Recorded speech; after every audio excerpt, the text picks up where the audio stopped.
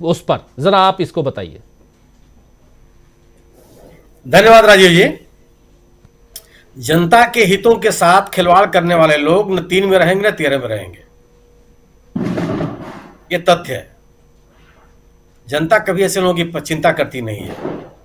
आपने उदाहरण दिया पिछले चुनाव का, छत्तीसगढ़ के चुनाव का, जिसमें कांग्रेस के वादों पर लोगों ने भरोसा करके अपने धान की बिक्री को रोके रखा और जब सरकार बनी तब बिक्री किया। आज यह भी एक तथ्य है कि छत्तीसगढ़ जैसे राज्य में जो केंद्रीय एजेंसी यहाँ खरीद करती है, एफसीआई जैसी, उनको भी अपना उपज बेच नहीं रहा है किसान। वह नई राज्य में नई सरकार बनने की प्रतीक्षा कर रहा है। और भूपेश बघेल ने महिलाओं को 1500 नहीं 15,000 रुपए वार्षिक देने की घोषणा की है। प्रतिवर्ष 15,000 रुपए देंगे, यह बात कहा उन्होंने कि वो महिलाओं को दी जाएगी जी। भ्रष्टाचार के ऊपर आपने कहा कि भ्रष्टाचार के तमाम वीडियो सामने आ रहे हैं। वीडियोस, भारतीय जनता पार्टी के नेताओं के खिलाफ वीडियो आना कोई अप्रत्याशित नहीं है। मध्य प्रदेश में, यही मध्य प्रदेश में आप याद कीजिए, इन्हीं वीडियोस ने राघव जी जैसे वित्त मंत्री की राजनीतिक जीवन खत्म कर दिया जी। राजनीति में एकदम खत्म हो गए, हाशिए पे चले गए, और आज तक उन वीडियोस की कोई जांच नहीं हुई। ये जो वीडियोस आ रहे हैं ये सब पुराने वीडियोस हैं। इसमें कोई भी आज का वीडियो नहीं है। आप इसमें नरेंद्र सिंह तोमर साहब के पुत्र की शक्ल अगर आप याद कीजिए तो आपको लगेगा कि कितना पुराना है। और जिस मुद्दे पर बात हो रही है आप उनको याद कीजिए। आज कृषि मंत्री हैं नरेंद्र सिंह तोमर जी। पिछली बार भी जो वीडियो आया था वो भी खनिज मामलों में के लेन देन का था। ये सब के सब पुराने वीडियो, लेकिन ये कोई ना कोई ऐसा व्यक्ति है जो इन वीडियोस को संभाल कर रखे हुए था और जिसको उम्मीद थी कि चुनाव का दौर आएगा, नरेंद्र सिंह तोमर के खिलाफ वो इनका उपयोग करेगा। तो भारतीय जनता पार्टी में इस तरह की वीडियोस को लाने की बड़ी पुरानी परंपरा है, और कौन लाया है कभी सामने नहीं आ पाया। भ्रष्टाचारियों के खिलाफ अगर आप जांच करने की बात करेंगे तो आपको याद होगा कि कर्नाटक में ऐसे एक मंत्री जी का इस्तीफा हुआ था, जिनके खिलाफ वहां के ठेकेदारों ने कमीशन लेने का आरोप लगाए थे, और एक आरोप लगाने वाले में से एक व्यक्ति ने आत्महत्या कर ली थी। मंत्री जी ने तो इस्तीफा दे दिया। क्या हुआ उस मामले की जांच का आज तक किसी को पता है? इसी मध्य प्रदेश में है, मध्य प्रदेश सरकार के ऊपर जो आज उम्मीदवार हैं, ये पटेल जी, केंद्रीय मंत्री, उन्होंने डंपर कांड का आरोप लगाया था मुख्यमंत्री के ऊपर जब उमा भारती जी की सरकार में थे जी। क्या हुआ? वो डंपर कांड की जांच कहां हुई? उन्होंने इसी मध्य प्रदेश में व्यापम घोटाले का मामला आज भी चल रहा है। कितने लोगों की जांच चली गई, क्या हुआ उसमें? पटवारी भर्ती घोटाले का मामला सामने आया, किसने जांच कर लिया? भारतीय जनता पार्टी का नेतृत्व ये सोचता है कि जब इस तरह के मुद्दे उठे तो आप शांत हो जाइए और लोग इसको मान जाएंगे। होता ऐसा नहीं है, लोगों की स्मृतियों में चीजें बनी रहती हैं। और खासतौर से उस समय जब आप ये सरकार भारतीय जनता पार्टी कहती रही है कि उसका 0 टॉलरेंस है भ्रष्टाचार के मामले को लेकर के, भ्रष्टाचार के मामलों को लेकर के तमाम विपक्षी नेताओं के ऊपर केंद्रीय एजेंसियों के छापे पड़ रहे हैं। क्या इस तरह के आरोपों से कोई बच सकता है? इसका असर नहीं पड़ेगा। आज जो इनकम टैक्स के तेलंगाना में 15 स्थानों पर छापे पड़ रहे हैं, किस बात के लिए पड़ रहे हैं? केवल इसी बात के लिए तो कि आप ये प्रमाणित किया जा सके, लोगों के बीच में इस बात को ले जाया जा सके कि तेलंगाना की सरकार भ्रष्ट है या भ्रष्टाचारियों को संरक्षण देती है।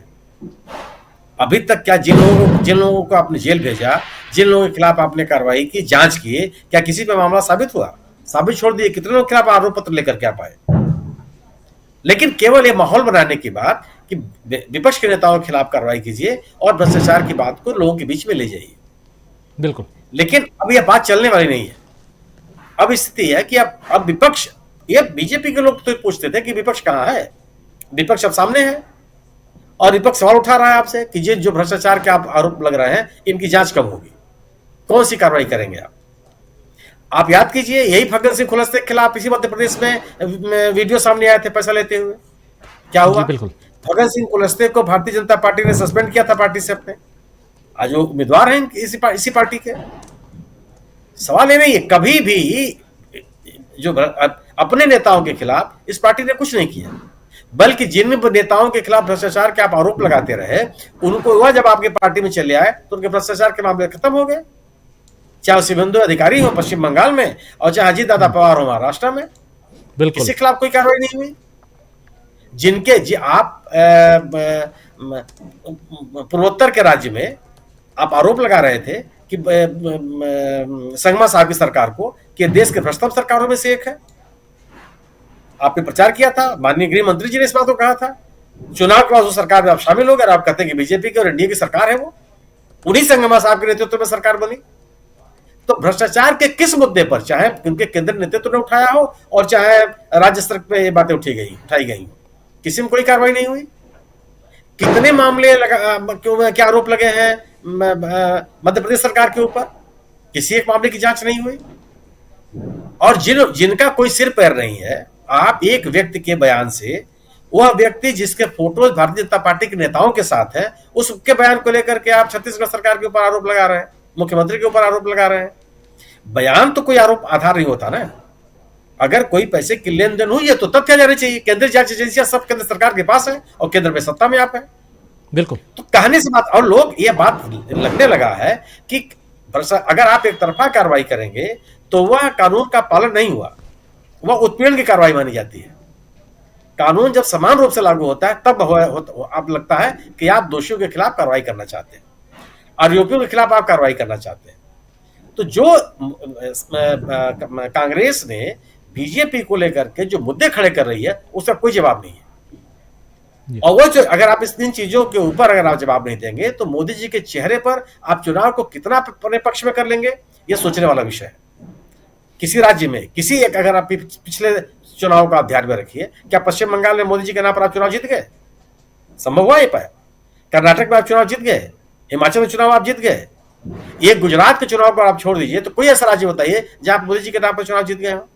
मोदी जी की अपील है, इसमें कोई बहस नहीं है, लेकिन अपने समर्थकों के बीच वो उनके साथ है, वो भी उनसे अलग होने के लिए तैयार नहीं है। ठीक है, लेकिन उनकी संख्या कितनी है? क्या वो ऐसी स्थिति में है कि आपको सत्ता में ला दे या एक राजनीतिक माहौल बदल दे? आप किसी भी राज्य में, क्या आज की तारीख में मध्य प्रदेश में यह माहौल बनाने में बीजेपी सफल हो पाई है कि हम सरकार में आ रहे हैं? कांग्रेस उसके विकल्प के रूप में उभरी है और हर राज्य, हर क्षेत्र में, मतलब सोचे हुए सर्वेक्षण आ रहे हैं, ये जिन इलाकों के विधायकों ने पार्टी छोड़ करके सरकार बदल दी, यानी चंबल और ग्वालियर क्षेत्र में, वहां का सर्वे कर रहा है कि 7 से 9% का अंतर है कांग्रेस और बीजेपी में। बीजेपी 9% तक पीछे है। कहां से आप कौन सा माहौल बना रहे हैं? आप राजस्थान में चले जाइए। राजस्थान में क्या कर रहे हैं आप? राजस्थान में आप 2018 का चुनाव याद कीजिए। 2013 के चुनाव में कांग्रेस दहाई में चली गई थी, 20-22 सीटें मिली थी उसको, और 150 से अधिक सीटें थी बीजेपी के पास। उसी राजस्थान में 2018 के चुनाव में कांग्रेस न केवल सत्ता में आई बल्कि इनको सब समेट के नीचे पीछे लेके चली आई। क्या आज राजस्थान में माहौल है? कोई राजनीतिक माहौल बीजेपी राजस्थान में खड़ा कर पा रही है? केवल है क्या कि अगर आप मुद्दों की बात नहीं करेंगे तो आपके काल्पनिक नैरेटिव से चुनाव प्रभावित होने वाले नहीं है। क्योंकि आज आप सत्ता में हैं, सत्ता में रह करके आपको अपनी अकाउंटेबिलिटी बतानी पड़ेगी। अगर जो बातें आपने कही, अगर आप कहे हैं कि भ्रष्टाचार हमारा 0 टॉलरेंस है, तो बताइए क्या कार्रवाई आपने की। आप कहते हैं कि वंशवाद से योग्यता प्रभावित होती है, लोगों की योग्यता मारी जाती है, आप बताइए कि आपने वंशवाद को कैसे रोक दिया। जितने मुद्दे, जिन मुद्दे आप कहते थे कि महंगाई की मार बहुत हो चुकी है, महंगाई को नियंत्रित करेंगे, आप बता दीजिए कि पिछले 10 सालों में महंगाई को कितना रोका आपने, किसानों को कितना आपने लाभ पहुंचाया। आप कहते थे किसानों की आय हम दुगुनी कर देंगे, किस राज्य में दुगुनी किया?